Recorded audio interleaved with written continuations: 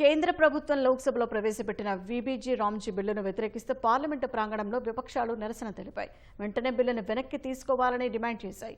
మహాత్మాగాంధీ జాతీయ ఉపాధి హామీ పథకమని రాసి ఉన్న పెద్ద బ్యానర్తో గాంధీ విగ్రహం నుంచి మకర ద్వారం వరకు విపక్ష ఎంపీలు ర్యాలీ చేశారు. ఇందులో కాంగ్రెస్ అగ్రనాయకురాలు సోనియా గాంధీ, రాజ్యసభలో విపక్ష నేత మల్లికార్జున ఖర్గే, ఎంపీలు కేసీ వేణుగోపాల్, కడిమొళి, టీఆర్ బాలు, ఏ రాజా తదితరులు పాల్గొన్నారు.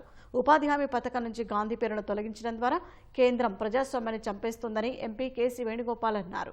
వీబీజీ రామ్జీ బిల్లును పార్లమెంటు స్థాయి సంఘానికి పంపాలని డిమాండ్ చేశారు.